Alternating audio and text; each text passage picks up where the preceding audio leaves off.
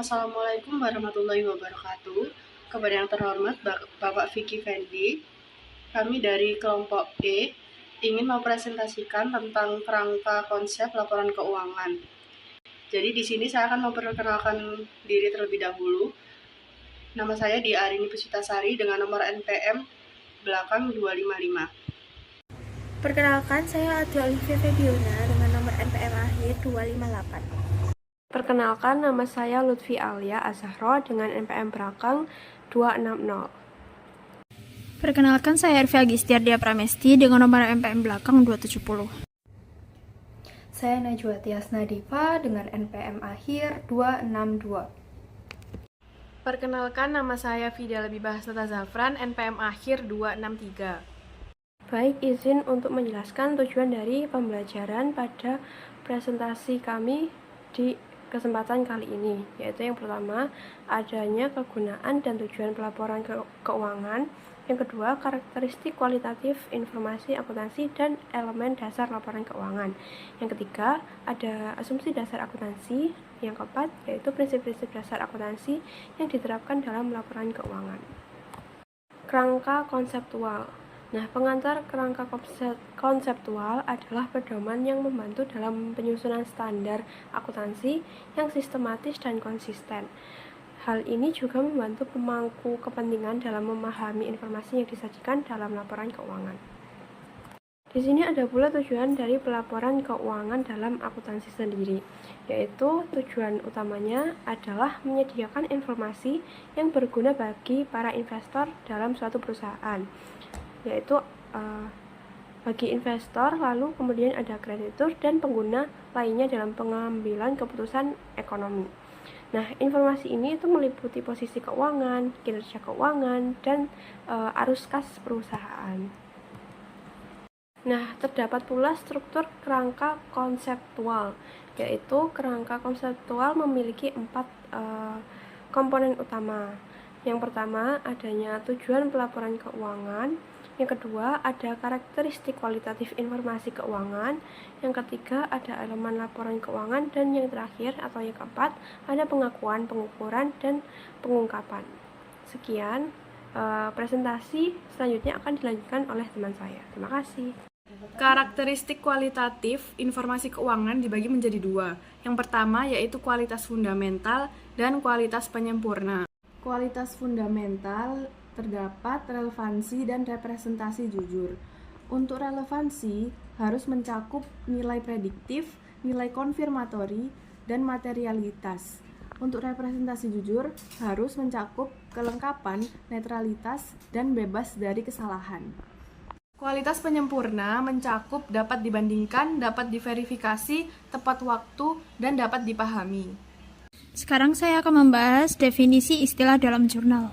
Yang pertama adalah definisi aset. Aset adalah sumber daya ekonomi yang dikendalikan oleh entitas sebagai hasil dari kejadian masa lalu dan memiliki potensi manfaat ekonomi di masa depan. Karakteristik aset termasuk dikendalikan oleh entitas. Perusahaan memiliki kendali atas aset dan dapat menentukan bagaimana aset tersebut digunakan. Yang kedua, ada akibat dan peristiwa masa lalu.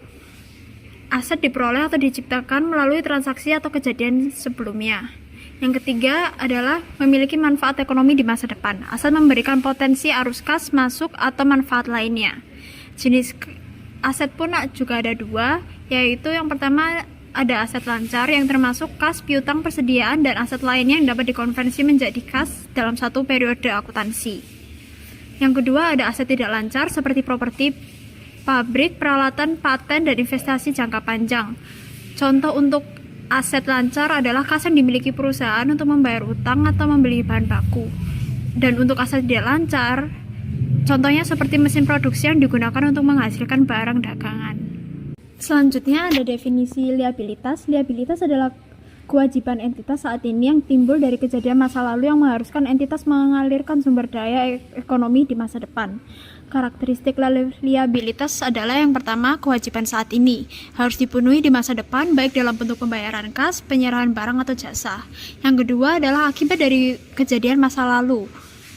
Liabilitas muncul karena transaksi yang telah terjadi seperti pembelian barang secara kredit. Yang ketiga, mengakibatkan pengaliran sumber daya ekonomi. Liabilitas biasanya dalam bentuk kas atau aset lain untuk menyelesaikan kewajiban tersebut. Jenis liabilitas ada dua, yaitu liabilitas jangka pendek seperti utang usaha, utang pajak, dan kewajiban lain yang jatuh tempo pada dalam 1 tahun. Lalu yang kedua ada liabilitas jangka panjang, yaitu seperti pinjaman bank jangka panjang, obligasi, atau utang hipotek yang jatuh tempo lebih dari 1 tahun. Contoh liabilitas jangka pendek adalah seperti perusahaan memiliki utang dagang kepada pemasok yang harus dibayar dalam waktu 30 hari. Dan untuk contoh liabilitas jangka panjang, perusahaan memiliki pinjaman bank yang harus dicicil selama 5 tahun. Definisi selanjutnya adalah definisi ekuitas. Jadi ekuitas adalah hak residual atas aset yang telah dikurangi semua liabilitas. Dengan kata lain, ekuitas mencerminkan kepemilikan bersih pemilik dalam suatu perusahaan. Komponen ekuitas termasuk modal yang disetor, yaitu adalah kontribusi yang diberikan pemilik atau investor ke dalam perusahaan. Yang kedua adalah laba ditahan, itu adalah akumulasi laba yang tidak dibagikan kepada pemegang saham dan digunakan untuk ekspansi atau operasional bisnis.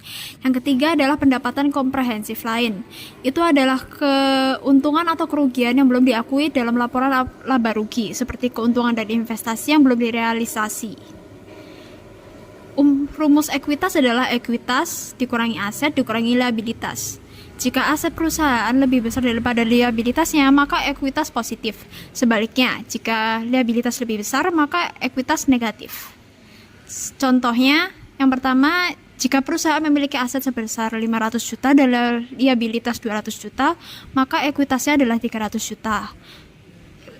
Dan jika perusahaan merugi bertahun-tahun dan liabilitasnya melebihi aset, maka ekuitasnya bisa negatif. Selanjutnya adalah definisi pendapatan dan beban dan pengaruhnya terhadap ekuitas. Pendapatan dan beban adalah elemen yang mempengaruhi ekuitas perusahaan. Pendapatan sendiri berartikan kenaikan aset atau penurunan liabilitas yang meningkatkan ekuitas lain dari kontribusi pemilik. Jenis pendapatan ada dua, yaitu yang pertama pendapatan operasional, itu adalah pendapatan utama dari aktivitas inti bisnis seperti penjualan produk atau jasa. Yang kedua adalah pendapatan non operasional, itu adalah pendapatan dari aktivitas di luar bisnis utama seperti bunga dan investasi. Contohnya, toko baju memperoleh pendapatan dari hasil penjualan pakai, itu adalah pendapatan operasional.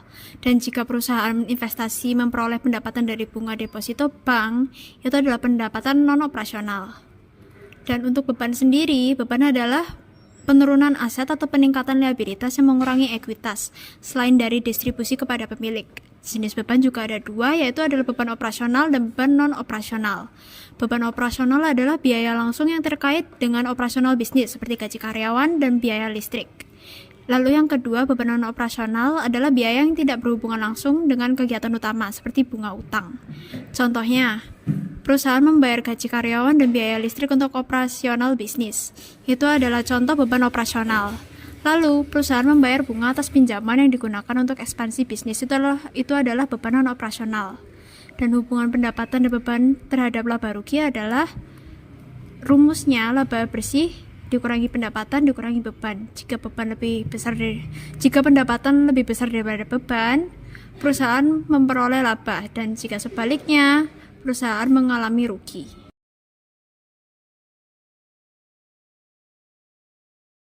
Selanjutnya, saya akan menjelaskan mengenai penyajian laporan keuangan. Dalam penyajian laporan keuangan, haruslah yang pertama dapat diverifikasi, yakni informasi keuangan harus dapat diverifikasi oleh pihak independen melalui dokumentasi dan metode yang konsisten. Yang kedua, yakni haruslah tepat waktu, yakni informasi harus tersedia dalam waktu yang memungkinkan pengguna untuk membuat keputusan yang relevan. Lalu yang ketiga atau yang terakhir itu dapat dipahami, yakni informasi keuangan harus disajikan secara jelas dan ringkas agar dapat dipahami oleh pengguna yang memiliki pemahaman bisnis yang memadai. Lalu yang selanjutnya ada elemen laporan keuangan. Yang pertama itu ada aset. Aset itu merupakan sumber daya ekonomi yang memiliki manfaat untuk masa depan. Lalu yang selanjutnya ada liabilitas, yakni kewajiban perusahaan yang harus diselesaikan di masa depan. Lalu yang keempat ada ekuitas atau hak residual atas aset yang telah dikurangi oleh liabilitas. Lalu yang keempat ada pendapatan, yakni peningkatan aset atau penurunan liabilitas yang meningkatkan ekuitas. Lalu yang terakhir ada beban, yang merupakan penurunan aset atau peningkatan liabilitas yang mengurangi ekuitas. Selanjutnya, saya akan menjelaskan tentang 5 asumsi dasar akuntansi. Yang pertama ada kesatuan ekonomi, yang kedua ada kelangsungan usaha, yang ketiga ada satuan moneter, yang keempat ada periodisitas, dan yang terakhir ada basis akrual. Selanjutnya terdapat prinsip pengukuran. Yang pertama ada biaya historis, yang kedua ada nilai wajar, yang ketiga ada nilai pakai, dan yang terakhir ada biaya kini. Lalu terdapat pula prinsip pengakuan pendapatan. Pendapatan diakui ketika kewajiban pelaksanaan telah dipenuhi sesuai dengan prinsip pengakuan pendapatan. Selain prinsip pengakuan pendapatan, terdapat pula prinsip pengakuan beban. Nah, beban diakui pada periode yang sama dengan pendapatan yang dihasilkan sesuai prinsip pencocokan atau matching principle. Prinsip pengungkapan penuh. Nah, pada prinsip ini menyatakan bahwa semua informasi material yang dapat mempengaruhi keputusan pengguna harus diungkapkan dalam laporan keuangan atau catatan kaki. Konsep kendala biaya dan manfaat. Nah, dalam akuntansi, informasi tersebut hanya disajikan jika manfaatnya lebih besar dari biayanya untuk memastikan efisiensi dalam pelaporan keuangan. Nah, tujuannya adalah yang pertama menghindari pengeluaran berlebihan untuk informasi yang kurang relevan. Yang kedua adalah menyeimbangkan antara transparansi dan efisiensi. Yang ketiga adalah memastikan bahwa informasi yang disajikan itu benar-benar bermanfaat bagi pengguna laporan keuangan. Nah, kesimpulannya, kerangka konseptual itu membantu dalam yang pertama, penyusunan standar akuntansi yang konsisten dan dapat diandalkan. Yang kedua adalah meningkatkan kualitas laporan keuangan dengan prinsip-prinsip yang jelas.